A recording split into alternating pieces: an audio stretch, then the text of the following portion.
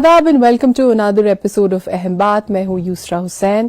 आप देख रहे हैं न्यूज़ 18 जम्मू कश्मीर लद्दाख हिमाचल। मेरे साथ आज अहम बात पे दो बहुत खास मेहमान हैं। जब इंटरनेशनल स्नो स्कल्पचर चैंपियनशिप की बात आती है, so I have with me two famous names जो इंडियन टीम को रिप्रेजेंट करते हैं, हमारी कंट्री को बहुत प्राउडली रिप्रेजेंट करते हैं, जिन्हें ज़हूर कश्मीरी के नाम से जाना जाता है। Welcome to the show. और मेरे साथ तसद्दुक हुसैन भी हैं जो कि मौजूद हैं शो पे। सबसे पहला सवाल मैं जो शो है वो ओपन करूंगी ज़हूर से। ज़हूर साहब, ये बताइए कि ये जर्नी आपकी जो है स्नो स्कल्पचर की, एक बड़ा मुख्तलिफ सा प्रोफेशन आपने चूज किया है, कहाँ से शुरू हुई, कहाँ से हैं आप, अपने बारे में कुछ बताइए। ये सबसे पहले मैं आपका शुक्रिया अदा करता हूँ कि आपने हमें इस चैनल पे बुलाया है कुछ कहने के लिए। मेरी जो इब्तिदाई तालीम हुई है वो अपने ही गांव, एक छोटा सा कस्बा है Singhpura Patan, government high school से हुई है जी। तो मैं एक सिंहपुरा पटन से ही बिलोंग करता हूँ। तो मैं 10वीं तक तो मैंने सिंहपुरा गवर्नमेंट हाई स्कूल में ही पढ़ा है। उसके बाद हायर सेकेंडरी मैंने पटन में पढ़ा है। उसके बाद जो ग्रेजुएशन मैंने की है वो मैंने institute of music and fine arts में किया है, और मेरी मास्टर्स हुई है जामिया मिलिया इस्लामिया न्यू दिल्ली से। तो आर्ट की शुरुआत अगर देखा जाए तो बचपन से ही था हमारे अंदर, क्योंकि घर में हम लोग स्नो आर्ट करते थे, स्नोमैन्स बनाते थे। तो तब ये नहीं पता था कि इसको स्नोमैन या कोई स्कल्पचर बोलते थे। एक प्रोफेशनल लैंग्वेज में जो इसको स्कल्पचर बोलते थे वो नहीं पता था। आर्ट के बारे में मुझे कुछ नहीं पता था। तो जब मैंने 12th पास किया, उसके बाद फाइन आर्ट्स में ज्वाइन किया, और फाइन आर्ट्स से ही मुझे गाइडेंस मिली, ट्रेनिंग मिली। जो हमारी बैचलर्स होता था वहाँ 5 साल की डिग्री होती थी। तो उन 5 सालों में मैंने सीखा है। जो मेरा स्पेशलाइजेशन था वो मेरा था अप्लाइड आर्ट, कमर्शियल आर्ट जी। तो वहीं पे मुझे पता चला कि स्नो, जिसको हम स्नोमैन बोलते हैं, उसको स्नोमैन नहीं, वो स्कल्पचर है जी। बस मीडियम अलग है। जैसे स्कल्पचर का अलग अलग मीडियम होता है, वुड होता है, स्टोन होता है, ब्राउन्स होता है, तो इस तरह से स्नो भी एक मीडियम है। तो इस तरह से जब मेरी जर्नी आर्ट के साथ शुरू हुई, फिर छोटे छोटे कॉम्पिटिशन्स में जाना स्टार्ट किया था। पहला कॉम्पिटिशन जो मेरा था वो सोनजल 2007 में हुआ था। तब मैंने पहली बार पार्टिसिपेट किया था कॉम्पिटिशन लेवल पे। तो तब मुझे बहुत अजीब सा लगा था कि पता नहीं क्या करूं, क्या नहीं कर पाऊं, कैसे करूं, कैसे ना करूं। लेकिन जब वहां पे मैंने देखा बहुत सारे बच्चों को अवार्ड मिला था, मुझे नहीं मिला था। अच्छा। लेकिन वो एक अलग सी चाहत और एक अलग सी, कहते हैं ना कि वो लत लगना कि नहीं मुझे भी चलना चाहिए, मुझे भी जीतना है। तो उसी के वजह से मैं आगे मेहनत करता गया। और फिर धीरे धीरे दूसरे साल, जब मेरा दूसरा साल था कॉलेज का, क्योंकि 2007 में ही मैंने कॉलेज ज्वाइन किया था फाइन आर्ट्स, फिर 2008 में मैंने फिर से पार्टिसिपेट किया था तो अवार्ड जीता था। तो इस तरह मैं अलग अलग कॉम्पिटिशन्स में पार्टिसिपेट करता गया और फिर अवार्ड जीता गया। और मुझे थोड़ा सा हौसला अफजाई मिली, क्योंकि आर्टिस्ट हमेशा एप्रिसिएशन का ही भूखा होता है। तो इसको एप्रिसिएशन मिल जाए तो इसके लिए बहुत कुछ होता है, वही इसके लिए एक अवार्ड होता है। तो मतलब 2007 से आपको सिर्फ 1 साल लगा अवार्ड जीतने में? 2008 में आपको अवार्ड मिला? हाँ, 2008 में मुझे पहला अवार्ड मिला। तो तसद्दुक से बात करते हैं। तसद्दुक साहब, आप भी अपनी जर्नी के बारे में बताइए। कहाँ से हैं आप, ये शौक कैसे पैदा हुआ, ये स्किल आपने कहाँ से हासिल किया? जैसे ज़हूर साहब की ये बेसिक नॉलेज थी, बेसिक स्टडी थी, वो अपने ही गाँव से मैंने भी प्राप्त की है। बुद्धि बुक पटन तहसील है, वहीं से मैं हूँ। ये जो शौक था, ये बचपन का शौक है। जब 12th हमने 12वीं पास की है, तो मैंने सुना है कि इसके बाद 12th के बाद ही फाइन आर्ट्स में आपको एडमिशन मिल जाता है। फाइन आर्ट कॉलेज मैंने ढूंढा, उन दिनों राजबाग में था। 5 साल की डिग्री थी हमारी, ज़हूर साहब की है 5 साल की ग्रेजुएशन होती थी। तो मैंने भी वहीं से ये सब कुछ सीखा है। मेरी स्पेशलाइजेशन जो है ग्रेजुएशन के दिनों में भी पेंटिंग, ज़हूर साहब का अप्लाइड आर्ट था, कमर्शियल जो इसने अभी बोला है, मेरा पेंटिंग में था। इसके बाद मैंने जामिया मिलिया से मास्टर्स किया, तो उसके बाद हम यहाँ वापस आए। लेकिन इस बीच ग्रेजुएशन के बीच में हम गुलमर्ग जाते थे कैंपस में। यही स्नो स्कल्पचर कैंप्स होता था, चाहे गवर्नमेंट की तरफ से भी और लोकल भी। और ये स्नोमैन की बात जैसे ज़हूर साहब ने की है, तो ये मेरा भी ऐसे ही था पहले से ही, बचपन से ही। जो जैसे बचपन में होता है हर किसी को शौक, तो ये लगन थी एक मेरे अंदर कि मुझे आर्ट करना ही करना है। अच्छा ज़हूर साहब, ये बताइए, ये जो स्किल आपने सीखा, अपने जो स्किल जो है इनको एनहांस किया, क्योंकि पहले से शौक था, बेसिक्स तो आपके थे ही, क्योंकि शौक था और स्किल को एनहांस करना था, कितना मुश्किल या कितना आसान रहा ये जब आप पढ़ाई कर रहे थे? जैसे मैं पढ़ाई कर रहा था तो मुझे लगा था कि बाकी जो एजुकेशन नॉर्मल जो बेसिक जब हम लोग करते हैं एमए या बीए वगैरह जो पढ़ते हैं, तो तब मुझे लगा शायद फाइन आर्ट्स बहुत इजी है, चलो फाइन आर्ट्स में ही करते थे, क्योंकि बचपन से जो मेरा शौक रहा है वो रहा है बैलेट फोर्स में जाने का। तो मैं काफी कोशिश की, मैंने काफी इंटरव्यूज भी दिए थे बैलेट फोर्स के लिए, तो सिलेक्शन भी हुई थी काफी जगहों पे, लेकिन घर वालों ने जाने नहीं दिया था। मेरी सिलेक्शन इंडियन नेवी में भी हुई थी, तो वो भी मुझे छोड़ना पड़ा 1 साल के बाद, क्योंकि फाइन आर्ट्स इसमें ज्यादा मुझे शौक हो गया था। फिर इसको जीरो से मुझे स्टार्ट करना पड़ा, तो मेरे लिए तो बहुत टफ था, ये बहुत ही मुश्किल था, बहुत चैलेंजेस फेस करने पड़े, क्योंकि मुझे जीरो से सीखना था, मुझे स्केचिंग सीखनी थी जो इसका बेसिक आर्किटेक्चर है इस आर्ट का, तो वो मुझे पहले सीखना पड़ा। तो काफी टाइम तक मुझे लगा कि फिर भी नहीं मैं सीख पाया, लेकिन 5 साल के बाद भी मुझे लगा कि 5 साल भी बहुत कम है इसको सीखने के लिए। कि इसके लिए आपको डेडिकेशन दिखानी बहुत जरूरी है, पैशंस दिखाने बहुत जरूरी है, और जबकि आपको घर में कोई सपोर्ट ही नहीं था। हाँ, मैं यही सवाल आपसे पूछना चाह रही थी अगला कि आपकी फैमिली का क्या सिस्टम था? हाँ, कितना सपोर्ट रहा? फैमिली का सपोर्ट यही था कि जब मैंने कॉलेज ज्वाइन किया था फाइन आर्ट्स, तो मेरे डैडी ने मेरी माँ से पूछा था कि ये पढ़ाई वढ़ाई तो करता कुछ भी नहीं है, ये क्या कर रहा है, तो इसने किस कॉलेज में एडमिशन किया? तो मेरी मम्मी ने कहा यही तो है इसकी पढ़ाई। तो उसको जब गुस्सा आया तो उसने कश्मीरी मुझे बोला है कि वत करी बेजगर तमाश बांध। तो उसने मेरे स्केचबुक सारे फाड़ दिए, बोला नहीं करना है। तो काफी टाइम तक मैं रूठा था, घर से भाग गया था अपने फ्रेंड के यहाँ कि नहीं मुझे करना तो यही है, क्योंकि काफी ज्यादा शौक पैदा हो गया था मुझे फाइन आर्ट्स का। तो 1-2 महीने के बाद मेरे डैडी को लगा कि ये तो अब तो वापस आने वाला तो है नहीं, ये मानने वाला तो है नहीं, इससे अच्छा है कि करने दो। फिर उन्होंने मुझे कुछ नहीं बोला, लेकिन एक डर था कि घर में कभी सपोर्ट की जरूरत होती थी, पैसों की जरूरत होती थी, क्योंकि मटेरियल लाना होता था, आर्ट मटेरियल, तो बोल नहीं पाते थे घर में। लेकिन मम्मी का सपोर्ट हमेशा रहा है कि चोरी छुपे पैसे देना, कि लो ये करो ऐसे करो। तो माँ का सपोर्ट बहुत ज्यादा था, कि बाद में डैडी को भी था, लेकिन माँ बाप को यही होता है कि कहीं हमारा बच्चा जो है गलत रास्ते पे ना जाए, उनको ये फिक्र होती है। उन्होंने किसी वजह से नहीं रोका था, उनको लगा था कि बाकी बच्चे जो एमए करते हैं फिर जॉब्स मिलते हैं तो इनको भी वैसा होना चाहिए, तो वो डर था उनको, कहीं फ्यूचर कहीं ना कहीं बच्चों का सिक्योर रहना चाहिए। आई थिंक पेरेंट्स का वही कंसर्न रहता है। हाँ, उनका वो फ्यूचर का डर था उस समय, इस वजह से उन्होंने काफी वो मना किया था। लेकिन फिर बैचलर्स के बाद जब मैं मास्टर्स के लिए गया था, तो मेरा जो स्पेशलाइजेशन था वो अप्लाइड आर्ट था, कमर्शियल आर्ट के साथ वाबस्ता था मैं। तो मास्टर्स का पहले सेमेस्टर में ही मेरा जॉब लग गया था वहां पे पार्ट टाइम का, दिल्ली में प्राइवेट ग्राफिक डिजाइन का जॉब मुझे मिला था एजेंसी में। तो वहां जॉब करते करते मुझे पैसे भी मिले थे, क्योंकि मुझे 3 घंटे का 15,000 रुपए मिलता था। तो उससे क्या हुआ कि मेरा जो मास्टर्स की एजुकेशन जो थी वो मैंने खुद ही कंप्लीट की, खुद अपने पैसे से किया, और कभी बीच में घर भी पैसे बेचता था। तब मेरे डैडी को लगा कि नहीं, इसने सही फील्ड चुना है। तो इसी बीच जब मेरा स्नो का ज्यादा, जब मुझे प्रोफेशनल लेवल पे पता चला कि इसको स्कल्पचर बोलते हैं, तो फिर हम लोगों ने एक ग्रुप भी बनाया था जिसका नाम था कैलिस्टो आर्ट एंड कल्चर के नाम से हमने ग्रुप बनाया। काफी आर्टिस्ट थे हमारे साथ। तो फिर हम लोगों ने पहला जो इवेंट किया था स्नो स्कल्पचर का, वो हमने गुलमर्ग में 2014 में हमने वो किया था, स्नो फेस्टिवल के नाम से किया था। तो वो काफी अच्छा रहा, काफी अप्रिसिएशन मिला, इंटरनेशनल लेवल पे भी उसको अप्रिसिएशन मिला था उस प्रोग्राम को। तो उसी से थोड़ा सा धीरे धीरे चाहत बढ़ी। तो फिर मैंने रिसर्च किया कि इसको इंटरनेशनल लेवल पे कैसे लिया जाए, कैसे लेके जाए। अच्छा तसद्दुक साहब, आप बताइए आपके घर वालों का कैसा सपोर्ट सिस्टम रहा? मेरे घर वालों का सपोर्ट हमेशा से हक में था। हाँ, हक में रहा है, लेकिन उनको 2 साल तक पता ही नहीं था ये कहाँ जा रहा है, किस कॉलेज में जा रहा है और क्या कर रहा है, क्या पढ़ाई कर रहा है। अच्छा, ये तो कैसे पता चला उन्हें? फिर मैं इससे पहले बीच बीच में साइन बोर्ड्स करता था। एक उस्ताद है मेरा, तो उसने मुझे साइन बोर्ड्स बनाने जो अभी सिखाए थे। तो उनको पता था ये शायद वही जा रहा है, अभी साइन बोर्ड ही लिख रहा है। जब फर्स्ट ईयर सेकंड ईयर मैंने पास किया, उसके बाद मैंने उनको बोला है कि मैं ऐसे ऐसे पढ़ाई कर रहा हूँ, ये इसी रिलेटेड है।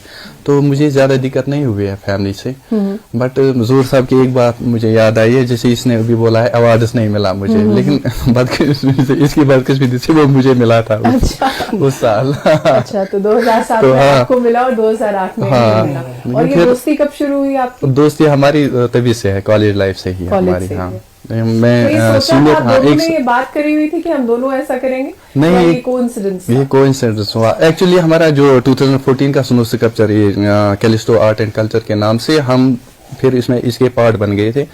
इसमें बहुत सारे आर्टिस्ट जुड़े हैं, हमारे स्टूडेंट्स थे उसके साथ। तो फिर गुलमर्ग में हमने बहुत कुछ सीखा। उस साल हमारे साथ कोई ट्रेनर नहीं था हमारे साथ जो हमें सिखाता कि ह्यूज स्कल्पचर कैसे बनाते हैं, वो हमने खुद ही किया है। एक शटरिंग्स हमने अरेंज किए वहाँ से, और कुछ लेबर्स भी हमने अरेंज किए थे। लेमन के नजरिए से मैं आपसे एक सवाल पूछना चाहती हूँ कि जब बर्फ को हाथ लगाने के बारे में सोचता भी है इंसान तो थोड़ा सा कांप उठता है कि बहुत मतलब स्नो है, आइस है, तो कैसे आप इतना बारीक स्कल्पचर बनाते हैं, कैसे मैनेज करते हैं? वो एक्चुअली अंदर का जो जुनून होता है ना, उसमें ना वो जो सर्दी वर्दी होती है ना, वो दिखाई नहीं देती है। अच्छा। हाँ, कि काम होना चाहिए, हमारी परफेक्शन होनी चाहिए। क्या कहेंगे आप, कैसे मैनेज कहने का मतलब, जहाँ तक मैं इस आर्ट के साथ वाबस्ता हो चुका हूँ, तो मुझे लगता है कि ये आर्टिस्ट की रूह में बस जाता है। ये आर्टिस्ट जो बनता है ना, ये मलंग की तरह हो जाता है, ये खो जाता है अपने आर्ट में। तब इसको पता नहीं होता है कि ठंड है, बर्फ है, या जैसे लोहा है या पत्थर। हम लोग पत्थर को तराशते हैं तो उसमें मूर्तियां निकालते, पहले तो लोग देखते हैं तो पत्थर है, लेकिन जब हम उसको तराशते हैं तो हमें तराशने से पहले ही उसमें वो तस्वीर नजर आ जाती है जो हमें बनाना होता है। तो इसलिए आर्टिस्ट जो है पूरी तरीके से खो जाता है अपने आर्ट में, तो इस वजह से हमें वो ठंड महसूस नहीं होता है। पहला स्कल्पचर जो आपने बनाया था वो क्या था? वो हमने उस समय यही प्लान किया था कि हम कश्मीर के संस्कृत को या कश्मीर के कल्चर या ट्रेडिशन हो उसको दर्शाएंगे अपने स्कल्पचर के जरिए, क्योंकि आने वाले जो जनरेशन है, बहुत सारे ऐसे लोग हैं जिनको हमारे ट्रेडिशनल या हमारे कल्चर या हमारे संस्कृत जो है उसके बारे में कुछ नहीं पता है। तो हमने उसमें दर्शाने की कोशिश की, जैसे समावार बहुत सारे घरों में खत्म हो चुका है तो है ही नहीं, तो हमने दिखाने की कोशिश, वहां हमने समावार बनाया। जैसे हमारा म्यूजिक है यहाँ का, रबाब है, तो वो हमने दिखाने की कोशिश की। वहाँ पे कांगड़ी थी, वो हमने यहाँ बनाने की कोशिश की। और एक जो झूला टाइप का होता था गाँव में पहले जो होता था, एक टोकरी जैसे जिसमें बच्चों को रखते थे और झूला जलाते थे, तो जिसको हम कश्मीरी में फोत बोलते थे, मंजुल से मंजुल। तो उसको वैसी चीजों को हमने वहाँ पे दर्शाया था। और हबा खातून का पोर्ट्रेट हमने वहाँ बनाया था। वहाँ पे बहुत सारे स्कल्पचर्स हम लोगों ने बनाए थे, करीबन 40 फीट के, 20 फीट के, काफी ह्यूज लेवल का। वो फर्स्ट टाइम हुआ था कश्मीर में क्या पूरी इंडिया में वो फर्स्ट टाइम हुआ था। It's a matter of pride कि आप हमारी टीम को, इंडियन टीम को रिप्रेजेंट करते हैं इंटरनेशनल लेवल पे। यहाँ पे लेते हैं एक छोटा सा ब्रेक। On the other side of the show बातचीत जारी रहेगी। मेरे साथ हैं ज़हूर कश्मीरी और तसद्दुक हुसैन, जो कि फेमस और इंटरनेशनल लेवल के स्नो स्कल्पचर आर्टिस्ट हैं। Welcome back. मेरा अगला सवाल आपसे, अभी प्रोफेशनल लेवल पे, अभी आप मेरे ख्याल से आप एक इंटरनेशनल जो यूनाइटेड स्टेट्स में होने जा रहा है एक चैंपियनशिप, उसमें पार्टिसिपेट करने जा रहे हैं, उसके बारे में कुछ बताइए हमें। हमारी टीम जो कैलिस्टो आर्ट एंड कल्चर है, हम इसी में से सिलेक्ट करते हैं आर्टिस्टों को। लेकिन ज़हूर साहब इसका हमारा प्रेसिडेंट है, ये हर साल जाता है। इसमें हम 2017 से पार्टिसिपेट कर रहे हैं। ये बिकानेरिच यूएसए में होता है स्नो स्कल्पचर चैंपियनशिप। 2017 में है, एक अवार्ड मिला था हमें, स्पिरिट अवार्ड। हाँ, स्पिरिट अवार्ड हमारी टीम को मिला है। इस साल हम जा रहे हैं, मैं जा रहा हूँ और एक हमारे साथ है इस टीम में एक डिफेंडम सोहेल लोन है इसका नाम। तो हमने इसको इस साल इसमें ऐड किया है। अच्छा। तो हम चाहते हैं कि इस ग्रुप में, इस स्नो स्कल्पचर में, हम बाकी आर्टिस्टों को जिनको ये टैलेंट है, जिनमें टैलेंट है, वो आगे आए। ये इंटरनेशनल जो आपके इवेंट्स होते हैं या चैंपियनशिप होती है, तो कितना सपोर्ट मिलता है आपको इन चैंपियनशिप्स? देखिए, जब इंटरनेशनल स्नो स्कल्पचर चैंपियनशिप के लिए मैंने रिसर्च किया था कि मैं इस स्कल्पचर को, स्नो स्कल्पचर को काफी ऊंचे लेवल तक लेके जाऊं, इंटरनेशनल लेवल तक जाऊं, तब मुझे पता चला बहुत सारी कंट्रीज ऐसी है जो इंटरनेशनल इवेंट्स करवाते हैं इस पे, जिसमें चाइना है, जापान है, इटली है, कनाडा है, यूएसए है।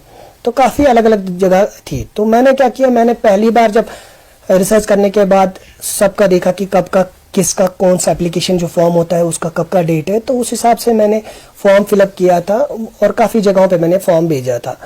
तो काफी जगहों पे मुझे निराशी मिला था क्योंकि कहीं पे सिलेक्शन नहीं हुई, लेकिन मेरे अंदर वो आग सी थी कि नहीं, मुझे जाना ही जाना है, जो आर्टिस्ट के अंदर होती है। फिर 2015 में मैंने फिर से ट्राई किया, लेकिन उस समय क्या हुआ था, यूएसए की एप्लीकेशन का टाइम था लेकिन लास्ट डेट हो चुका था, तो तब भी नहीं हुआ था। फिर 2017 में मैंने पहले ही फॉर्म तैयार किया था, जो डिजाइन हम लोग बनाते हैं उसके ऊपर स्केच जब हम करते हैं, फिर उस स्केच का हम 3D मॉडल बनाते हैं, फिर उसका डिस्क्रिप्शन लिखकर भेजते हैं। तो वहां पे क्या है 400 प्लस टीम्स फॉर्म भरते हैं, पार्टिसिपेट होते हैं। उसमें जो जूरीज होती है उनको केवल 16 टीमें वहां सिलेक्ट करनी होती है। जब 2017 में हमका जो दूसरा बंदा था जो जिसने हमारा फॉर्म फिलअप किया था, तो वो यूपी से था, उसका नाम मिर्दुल उपाध्याय था। तो उन्होंने मुझे ऐसे ही शाम के टाइम मैसेज फोन किया, बोला जोहर भाई, मैंने कहा क्या? तो उन्होंने ऐसे ही मुझे झटके में बोला कि हमारी सिलेक्शन हो गई। खुशी का कहीं ठिकाना ही नहीं था। फर्स्ट टाइम इंटरनेशनल लेवल पे सिलेक्शन होना बहुत बड़ी बात थी मेरे लिए, तो वही अवार्ड था उस समय। लेकिन फिर उसमें साथ में मुझे वो जो खुशी थी वो मेरे लिए कुछ सेकंड की थी, क्योंकि उसके बाद उन्होंने बोला कि अब हम फंड्स कहाँ से लाएंगे, अच्छा। जाएंगे कैसे जाएंगे, क्योंकि ये तो कहीं श्रीनगर या बारामूला डिस्ट्रिक्ट तो जाना तो था नहीं, बिल्कुल। ये तो जाना था इंटरनेशनल लेवल पे, यूएसए जाना था। उसके लिए टिकट्स कहाँ से लाएंगे, जो हमारे पास यूनिफॉर्म्स है वो कहाँ से लाएंगे, हमारे पास टूल्स नहीं थे, कुछ भी नहीं था हमारे पास। तो अब इस परेशानी में आप फंड्स देगा कौन? तो काफी जगह पे हम गए थे, तो हमें निराश होना पड़ा। क्यों निराश होना पड़ा? हम कल्चरल एकेडमी तक गए थे, मिनिस्ट्री ऑफ कल्चर तक गए थे, हर एक डिपार्टमेंट हम गए, लेकिन सबके लिए नया था। स्नो आर्ट साउथ एशिया में कभी हुआ ही नहीं था, और ना कोई साउथ एशिया में कोई टीम बनी थी इसके लिए। ये एक अलग टीम थी, जैसे क्रिकेट टीम है वैसे ही ये थी। लेकिन क्रिकेट टीम तो इंडिया की भी है, अलग अलग कंट्रीज की है, लेकिन ये साउथ एशिया की पहली टीम थी। तो वो भी अच्छा था, खुशी थी हमारे लिए कि हम फर्स्ट साउथ एशिया की फर्स्ट टीम है। लेकिन अब सपोर्ट कोई इसलिए नहीं कर रहा है क्योंकि किसी को इसके बारे में कोई आइडिया है ही नहीं। और इंडिया में स्नो खाली कश्मीर में होता था और मनाली वगैरह में होता था, तो इसलिए वजह से हमें सपोर्ट कहीं से नहीं मिल रहा था। तो हम दिन भर हम ढूंढते जा रहे थे, एक ऑफिस से दूसरे ऑफिस, दूसरे ऑफिस से तीसरे ऑफिस, जो नॉन गवर्नमेंट ऑर्गेनाइजेशन थे उनके पास भी गए थे, किसी ने सपोर्ट नहीं किया। लास्ट में हम गुड़गांव पहुंचे थे, किसी ने हमें एड्रेस दिया था, बोला गुड़गांव आ जाओ, वहां पे डीसी साहब है, आप उनसे जाइए, वो भी किसान फैमिली से बिलोंग करते हैं, शायद वो आप लोगों की प्रॉब्लम को समझ सके। तो हम उनके पास गए, तो उन्होंने हमारी बात दास्तान कुछ नहीं सुना। उन्होंने कहा ये बात मुझे नहीं सुननी, आप मुझे बताओ कि मुझे करना क्या है। हमने कहा ऐसे ऐसे हमें फंड चाहिए। तो फिर उन्होंने कहा कि आप 4 बंदे हो, 4 में से एक भी गुड़गांव का नहीं है, तो गवर्नमेंट फंड से तो मैं आप लोगों को कोई पैसा नहीं दे सकता हूँ, क्योंकि आप लोग इस डिस्ट्रिक्ट के ही नहीं हो, ना इस स्टेट के हो, आप अलग अलग स्टेट से हो, कोई मध्य प्रदेश से है, कोई यूपी से है, कोई बिहार से है, और आप एक कश्मीर से हो। तो उन्होंने कहा लेकिन आप लोगों के लिए कुछ ना कुछ मैं करूंगा, कहीं ना कहीं से मैं कुछ करूंगा। फिर हम लोग निकले, लेकिन हम लोगों ने कहा चलो शुक्र है कि पहला डिपार्टमेंट हमें मिला है एक ऐसा बंदा जिसने पॉजिटिव रेस्पॉन्स दिया है। अगर ये देगा या नहीं भी देगा, कम से कम बात तो इन्होंने अच्छी तरीके से की। तो हम लोग बस स्टॉप पहुंचे ही इनके पीए ने हमें फोन किया है कि सर ने आप लोगों के लिए इंतजाम किया, आप लोग फलानी जगह पे जाना, वहां से आप लोगों को स्पॉन्सर मिलेगा। तो फिर हमें एक बिल्डर ने वहीं पे स्पॉन्सर किया था, खाली टूल्स हम लोग नहीं अफोर्ड कर पाए, तो बाकी यूनिफॉर्म वगैरह हमें मिली थी। फिर हम लोगों ने जुगाड़ करके खुद ही बनाए थे, कुछ टूल्स लेकर हम लोग यूएसए पहुंचे। जब हम लोग यूएसए पहुंचे तो काफी एक्साइटमेंट था, हमसे ज्यादा एक्साइटमेंट वहां की जो बाकी टीमें थी, वहां के जो ऑर्गेनाइजर्स थे वो थे, क्योंकि उनको पता था कि इंडिया वार्म कंट्री है, पता नहीं कैसे आर्टिस्ट होंगे, तो कैसे काम दिखते होंगे, क्या काम करते होंगे, तो ऐसे उनको भी लगा कि इंडिया के पता नहीं क्या होंगे। लेकिन जब हम वहां पहुंचे तो उनको लगा ये तो छोटे बच्चे हैं, क्योंकि वो काफी एजिड भी थे, उनके पास 40 साल की एक्सपीरियंस थी, तो वो काफी सीनियर आर्टिस्ट थे। जैसे एमएफ हुसैन है पेंटिंग में, वैसे ही वो लोग स्नो स्कल्पचर में थे।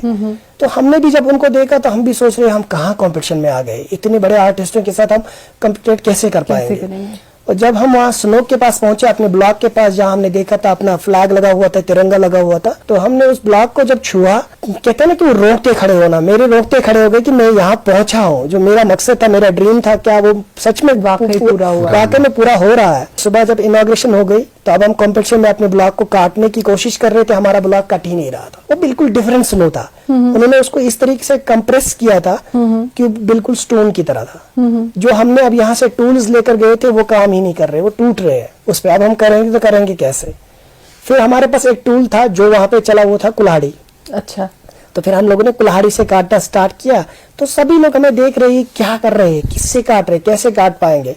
फिर आइसलैंड की एक टीम थी वहां पे, उन्होंने हमें थोड़ा सा सपोर्ट किया था, उन्होंने कुछ टूल्स दिए थे, बोला इससे काटो, तो उनके टूल्स से हम लोगों ने वो काम किया। हम लोगों की डेडिकेशन ऐसी थी कि रात दिन हम लोगों ने काम किया वहां पे पूरे, तो क्योंकि 65 घंटे मिलते थे, उसमें खाना भी होता था, उसमें आपको काम भी करना होता था, तो हम खाना कम काम ज्यादा करते थे, हम खाते ही नहीं थे। कभी कभी एक टाइम हम खाते थे, क्योंकि हम लोग चाहते थे कि हम पहली बार आए, पहली बार यहाँ पे एक अपना छाप डाल के जाए, एक इम्प्रेशन डाल के जाए। तो रात के टाइम वहाँ के मेयर जो थे, मेयर साहब, वो आए, तो उन्होंने जब देखा तो वो हैरान हो गए। तो पहली टीम है वहाँ पे, उस समय 27th ईयर हो गए थे इस कंपटीशन को वहाँ चलते हुए, और पहली साल वहाँ हिस्ट्री बना था कि किसी टीम को मेयर ने डिनर पे इन्वाइट किया था। तो वहाँ की टीम, जो ऑर्गेनाइजेशन टीम है, वो काफी खुश हो गई कि आप लोगों की वजह से हमें मेयर ने इतना रेस्पेक्ट दिया है, इतना सम्मान दिया है, आप लोगों की वजह से। तो मेयर ने कहा ये मेरी अब फेवरेट टीम है। और काम करने के बाद काफी थक चुके थे, हम एक सोफे पे ही पड़े थे, वहीं पे सो गए थे, हमें पता ही नहीं है। तो उन्होंने वहां पे वो फोटोग्राफ भी खींचा था का यादगार के लिए हमें। लेकिन फिर हम जब अवार्ड सेरेमनी थी, हम बैठे हुए थे अवार्ड सेरेमनी में, अचानक टीम इंडिया का नाम आया। अच्छा। हम लोगों को जो थकावट थी वो भाग गए, हम उछल गए थे खुशी के मारे। तो ये क्या हो गया? क्या अवार्ड लेके आए? तो वो उस समय हमें स्पिरिट अवार्ड मिला था वहां पे। ओके। एक स्पेशल अवार्ड था वो हमारे लिए वहां पे। तो काफी खुशी मिली कि पहली बार हम लोग गए और पहली बार ही हमें अवार्ड मिला। तो उसके बाद ये सिलसिला कंटिन्यू चलता गया। तो हम लोग पार्टिसिपेट करते, जब भी हम फॉर्म भेजते हैं हमारी सिलेक्शन हो जाती है। और हर साल मेयर हमें हर दिन, उस पहली बार जब हम गए थे 2017 में, तब तो उन्होंने एक बार हमें डिनर पे बुलाया। लेकिन अब हम इतने सालों से जा रहे हैं, हर पर नाइट हमारा डिनर मेयर के यहाँ होता है। इतनी स्पेशल टीम हम बन गए वहाँ पे। तो अभी कितने अवार्ड्स लेके आए हैं आप कंट्री के लिए? अल्लाह का लाख लाख शुक्र है, हम लोग काफी अवार्ड्स लेकर आए हैं। हमने अपनी टीम जापान भेजे थे, वहां पे भी अवार्ड लेकर आए हैं। हमने चाइना भेजे हैं, तो वहां पे भी अवार्ड लेकर आए हैं। मेरा जो खासकर मुद्दा था, या जो टीम कैलिस्टो का जो एम है, हमारे जितने भी आसपास के आर्टिस्ट है, स्टूडेंट्स है, उन सब के लिए इंटरनेशनल प्लेटफॉर्म मिल जाए। तो इसीलिए हमारी कोशिश रहती है, हर साल हम नए नए लोगों को जोड़ते जा रहे हैं, नई नई टीम्स बनाते जा रहे हैं, ताकि हम हर जगह, हर कंट्री का इवेंट कवर कर पाए। हाँ, इस आर्ट को प्रमोट कर पाए और हर एक कंट्री का इवेंट हम कवर कर पाए। क्योंकि हमारे जो डेट्स हैं वो एक ही डेट्स पे आ जाते हैं कॉम्पिटिशंस, इस वजह से हम बाकी जगहों पे नहीं जा पाते हैं। इसीलिए हम चाहते हैं कि हम टीम्स बनाए, उन टीम्स को अलग अलग कंट्रीज में भेजें, कंपटीशन में पार्टिसिपेट कर पाए। इस बार तो खैर we are little disappointed, every Kashmiri is, because there is no snow, बर्फ जो है वो उसकी काफी किल्लत नजर आ रही है हर जगह, not just in city but upper reaches पे भी। बट होपफुली इंशाल्लाह दुआ करते हैं कि मौसम बेहतर हो जाए। और आप यहाँ के जो आर्टिस्ट्स हैं, चाहे वो किसी भी तरह के आर्टिस्ट हैं, क्या कहना चाहेंगे उनसे? आर्टिस्टों के लिए हम यही कहते हैं कि अपनी जो उम्मीदें हैं छोड़नी नहीं चाहिए। क्योंकि आर्टिस्ट को, ये तो पहले अगर हम हिस्ट्री को उठाकर देखेंगे, आर्टिस्ट को लाइफ में हमेशा स्ट्रगल करना पड़ा। क्योंकि बहुत कम लोग ऐसे होते हैं जो आर्ट लवर्स होते हैं या आर्ट लोगों को समझ आता है। इसलिए मेरी यही मैसेज है उनके लिए कि अपना जो थॉट है, अपना जो विचार है आप लोगों को, उसको हमेशा पॉजिटिव रखें और इंशाल्लाह ताला हम कामयाब हो जाएंगे, लोगों को समझ आ जाएंगे। अब तो धीरे धीरे लोग आर्ट लवर्स बनते जा रहे हैं। अब तो बहुत सारे लोगों को पता चल रहा है कि आर्ट क्या है, आर्ट की तरफ खींचे चला जा रहा है। जब मैंने ज्वाइन किया था, हम 3 बंदे थे अपने अप्लाइड आर्ट में, लेकिन आज मैं शोबा फाइन आर्ट्स में ही कश्मीर यूनिवर्सिटी के अंदर मैं पढ़ा रहा हूँ, एज अ कॉन्ट्रैक्चुअल हूँ मैं वहाँ पे। तो वहाँ पे पढ़ा रहा हूँ। आज मैं देख रहा हूँ मेरे अप्लाइड आर्ट में ही एक एक क्लास में कम से कम 30-30 बच्चे होते हैं। क्योंकि आप बच्चे जा रहे हैं फाइन आर्ट्स में, अवेयर हो रहे हैं, आप फाइन आर्ट्स की तरफ बहुत सारे लोग जा रहे हैं। और गवर्नमेंट भी अपनी तरफ से कोशिश कर रहे हैं, कॉलेजेस में फाइन आर्ट्स के पोस्ट निकाल रहे हैं, स्कूल्स में भी निकालने वाले हैं, हायर सेकेंडरीज में निकालने वाले हैं पोस्ट्स। आप तो बहुत ज्यादा इसकी तरफ जा रहे हैं, स्कोप भी इसका अच्छा बढ़ रहा है। क्या कहेंगे आप तसद्दुक साहब? आर्टिस्ट से मैं उनको यही बोल रहा हूँ, जैसे ज़ोर साहब ने कहा है कि उनको आगे आना चाहिए। उनसे मैं भी ये कहता हूँ कि अपने टीचरों से सलाह मशवरा लिया करो और जो उनमें टैलेंट है वो आगे लाए। जो फेस हमने किया है बचपन में या इस पढ़ाई के दौरान, एक दिन मैं बस में जा रहा था, मेरे हाथ में थी एक स्केच बुक, तो मेरे सामने बैठा हुआ था एक आदमी, पता नहीं वो शायद कोई जॉब कर रहा था, किसी गवर्नमेंट एम्प्लॉय था वो। आप बेटा क्या पढ़ते हो? मैंने कहा मैं फाइन आर्ट कर रहा हूँ। उसने मुझे बोला फाइनेंस, अच्छा ठीक है फाइनेंस ठीक है। तो फाइन आर्ट का ये उनको कॉन्सेप्ट ही नहीं था कि फाइन आर्ट भी एक सब्जेक्ट है, ये कोई तालीम है यहाँ पे कश्मीर में होती है। तो इस तरह से अभी माशाल्लाह अभी यूनिवर्सिटी में है फाइन आर्ट डिपार्टमेंट, वहाँ पे बहुत अच्छे टीचर्स भी है इस टाइम। तो और आगे आए ये बच्चे आगे आए, उनको मेहनत की ज़रूरत है। अगर कोई किसी को शौक है, जैसे ज़रूरी नहीं है स्नो स्कल्पचर ही, कोई पेंटिंग करता है, कोई ग्राफिक डिज़ाइनिंग है, कोई कैलीग्राफी करते हैं, तो उनको वो काम छोड़ना नहीं चाहिए। लोगों की बातों पे ध्यान नहीं देना चाहिए कि अपना passion follow करना चाहिए। तो इसी तरह से उनको एक मौका मिलना चाहिए बाकी स्टूडेंट्स को, और जितना हम कर सकते हैं उनके लिए भी, तो हमसे राब्ता भी कर सकते हैं, हमेशा उनके लिए अवेलेबल हाँ अवेलेबल है। As artist. Thank you so much Tasadduq Hussain Sahab और ज़हूर साहब, आपने शो पे मुझे ज्वाइन किया, आपसे बात करके बहुत अच्छा लगा। बहुत शुक्रिया शुक्रिया। आप देखते रहिए न्यूज़ 18 जम्मू कश्मीर लद्दाख हिमाचल। मैं हूँ यूसरा हुसैन। प्रोग्राम अहम बात में अगले हफ्ते फिर मुलाकात होगी। Stay tuned.